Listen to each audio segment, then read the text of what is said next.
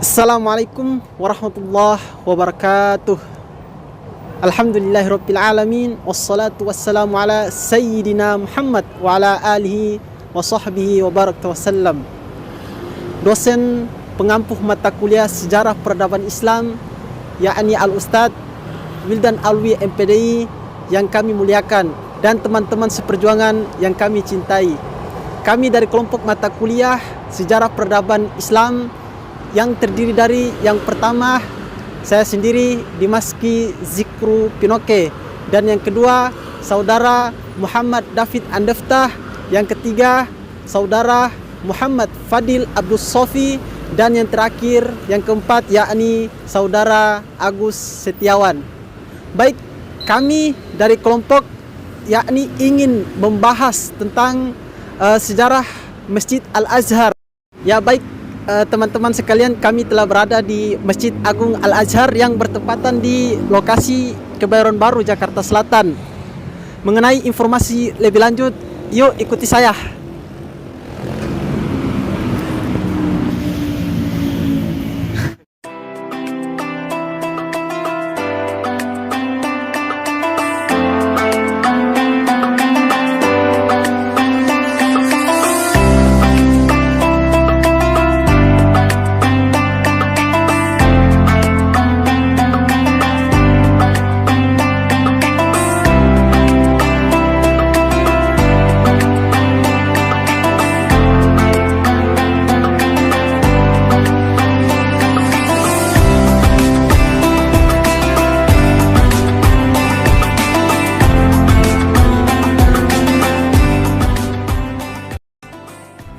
Nah, teman-teman, kita telah berada di dalam Masjid Agung Al-Azhar.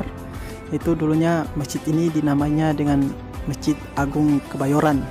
Jadi didirikannya pada tahun 1953 dan selesai dibangunnya pada tahun 1958. Untuk sejarah penjelasan detailnya, simak video berikut ini.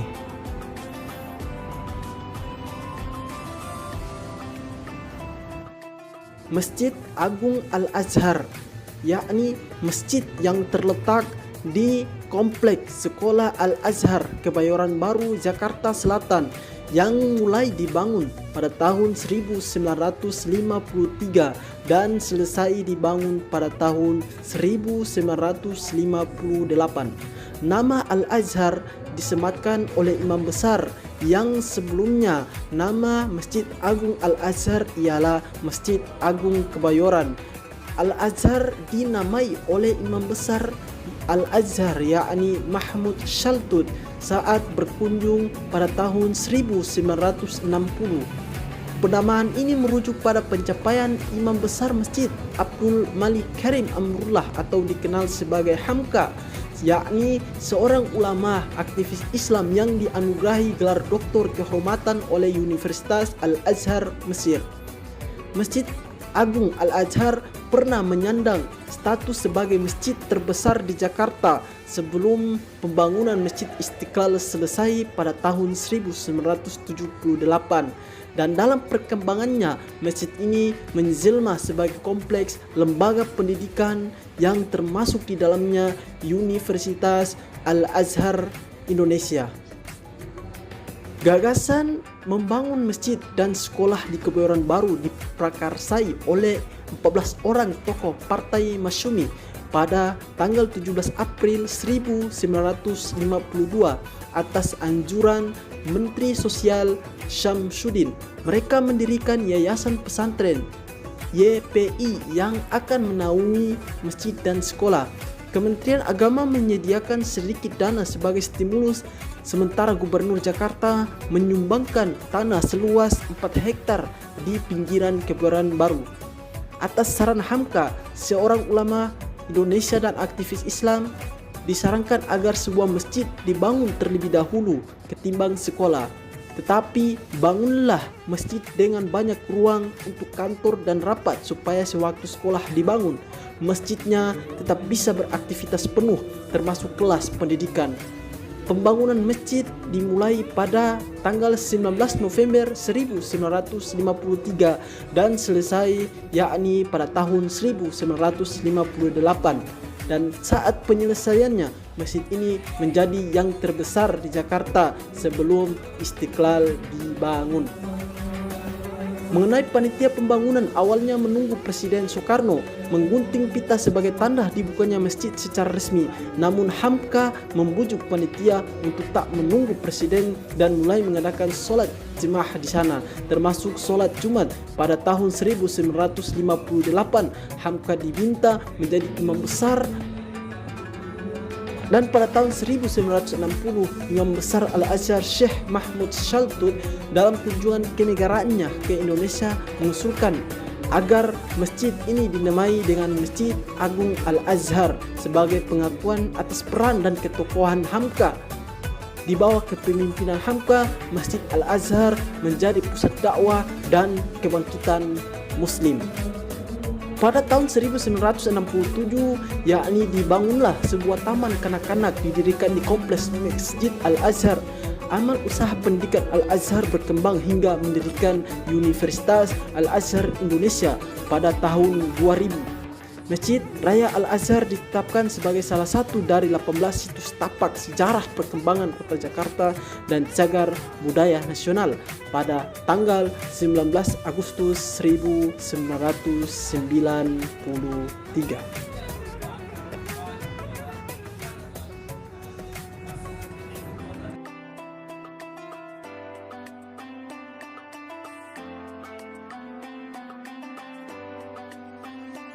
Assalamualaikum warahmatullahi wabarakatuh. Waalaikumsalam.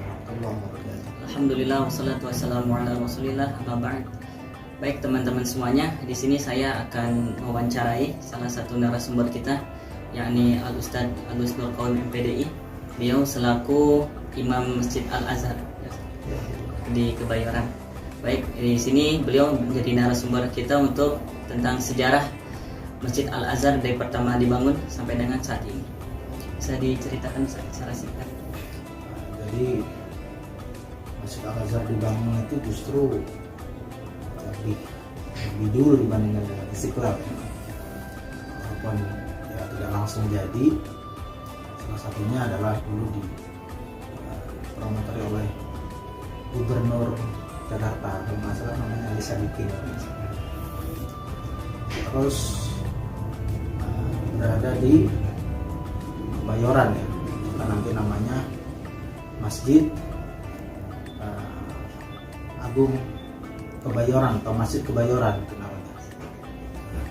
Dan kala itu memang belum sempat kekurangan dana dari cerita-cerita yang saya dapatkan dari para sepuh yang ada di sana. Dan akhirnya memang kemudian jadi, tapi ya belum ada yang mengisi, jadi ya istilahnya masih belum dimanfaatkan secara maksimal. Baik, untuk antum saya jadi imam sudah berapa lama di Al-Azhar? Saya di Al-Azhar itu dimulai dari 2011 sampai sekarang, berarti sekitar 10 tahun ya. Dan perkembangan Al-Azhar itu luar biasa, dari perawalannya sebuah masjid, dan jamaahnya pun dulu itu belum orang-orang elit, justru jamaahnya orang becak atau orang-orang yang ya sengaja mungkin mampir untuk beristirahat atau apalah. Kalau sekarang mungkin semacam ojol gitu ya, yang atau supir taksi atau apa yang mereka lelah kemudian istirahat di Masjid Agung Al-Azhar itu. Kemudian memang di situ ada salah satu tokoh yang kita kenal semua dan tokoh itu fenomenal, Ibu Hamka ya. Kebetulan rumah beliau itu berada tepat, jadi depan Al-Azhar itu ada lapangan hijau. Nah, kita bergeser ke sebelah sana, kalau dari masjid ke sebelah kanan, kemudian nyebrang jalan, di situ ada bekas, kalau sekarang kita bilangnya bekas rumahnya Bu Hamka. Beliau sebetulnya statusnya itu bukan ya, awalnya itu bukan termasuk dari bagian dari Masjid Agung, cuman karena beliau kebetulan tinggal dekat situ, dan yang namanya ulama ada merasa oh kok ini masjid kok nggak hidup. Akhirnya beliau adalah orang yang menghidupkan Masjid Agung Al-Azhar. Bahkan pada saat itu tuh yang sangat fenomenal adalah terkenal dengan kuliah subuhnya.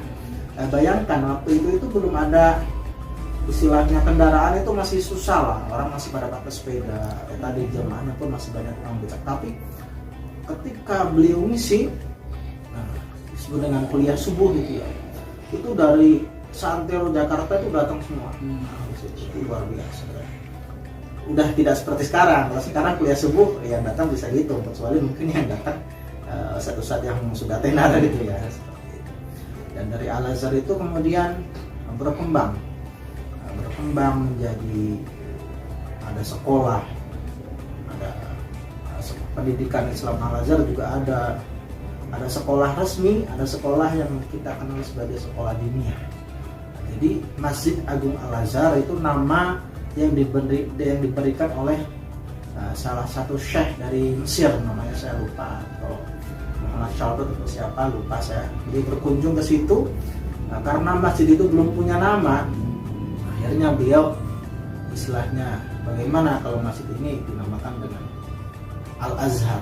Akhirnya yang Masjid Agung Kebayoran diganti menjadi Masjid Agung Al-Azhar. Sejarahnya seperti itu. Dan kemudian terus berkembang, yang awalnya hanya sebuah masjid, maka dibuatlah sebuah yayasan yang disebut dengan Yayasan Pesantren Islam Al-Azhar.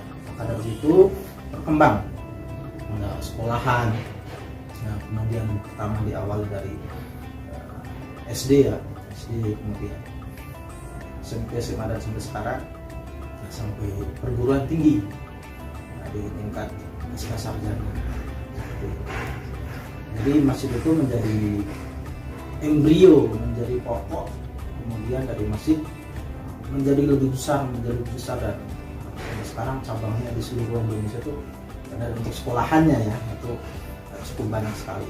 Dengan ditandai misalkan ada nomornya, misalkan SD Islam Al-Azhar sekian, ada nomornya misalkan 20 atau berapa, itu berarti cabang dari Al-Azhar pusat. Dan sebetulnya kalau orang nanya itu ada afiliasi nggak dengan Al-Azhar Mesir, ya tadi afiliasinya hanya ketika ada syekh dari Mesir berkunjung silaturahim, nah kemudian memberikan nama Al-Azhar. Tapi secara organisasi atau formalitas ya tidak ada sambungnya dengan Al-Azhar yang ada di DKI.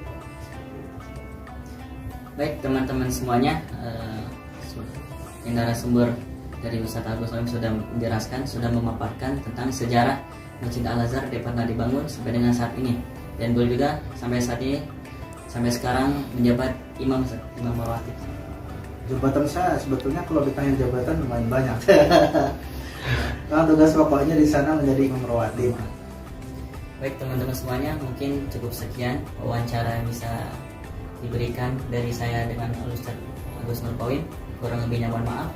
Assalamualaikum warahmatullahi wabarakatuh. Waalaikumsalam. Demikian pemaparan dari kelompok kami tentang sejarah Masjid Agung Al-Azhar. Semoga apa yang kami paparkan dapat menambah wawasan khazanah keislaman bagi kita. Sekian, wabillahi taufiq wal hidayah. Wassalamualaikum warahmatullahi wabarakatuh. Ilal liqa.